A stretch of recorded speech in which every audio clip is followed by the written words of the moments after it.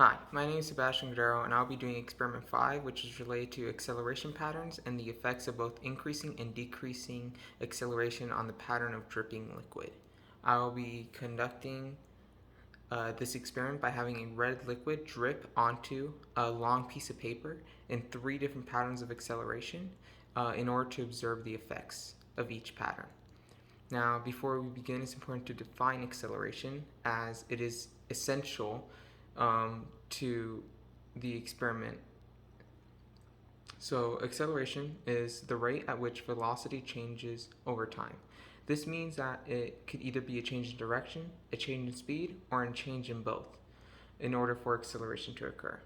If an object is moving at a constant speed in the same direction, then it is not undergoing acceleration.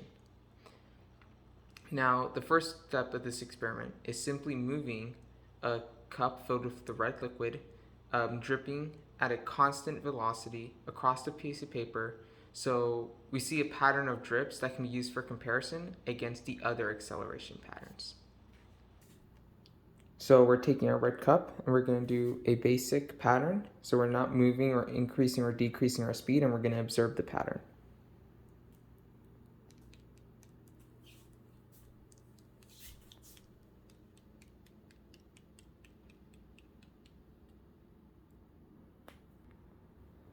So after performing the first pattern, we see that without increasing or decreasing the speed of the cup, the space between each droplet is the same. There is no big gaps or there is no small gaps. They're relatively the same.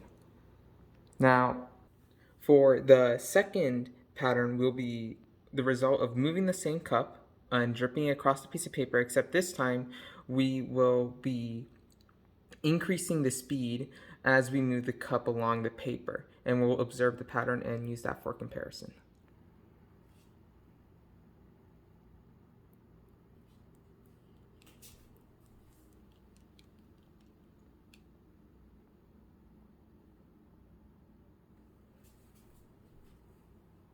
So as we can see in comparison to the first pattern, as we increased the speed of the dripping cup, the space in between the droplets gradually became larger and larger. And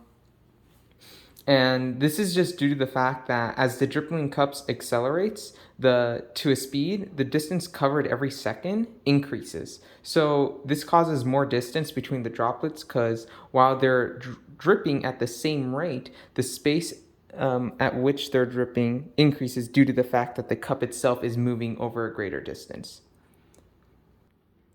Now for the final pattern, we will be doing the opposite of the last pattern. So instead of increasing the speed as we move the cup along the paper, we will be decreasing the speed, resulting in an increase of negative acceleration. And we'll use this again to compare to not only the second pattern, but also the first.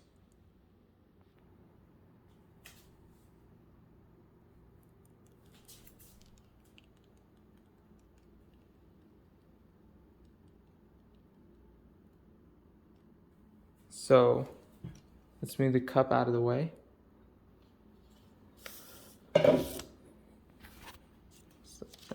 Let's flip this paper so we can see the underside.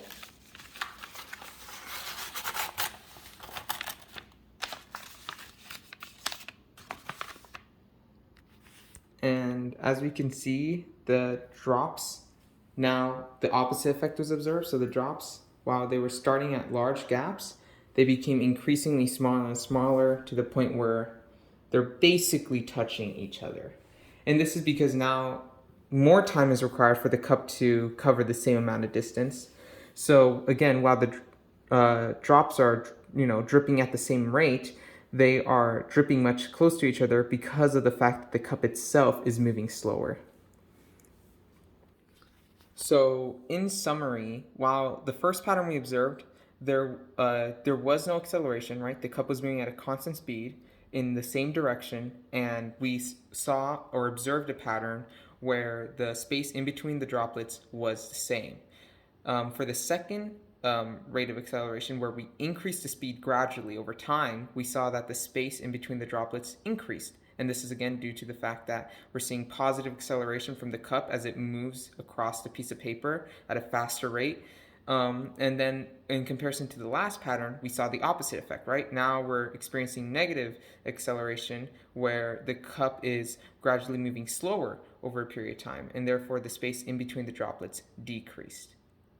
And these changes in speed cause both positive and negative acceleration and result in the patterns we observed. Thank you.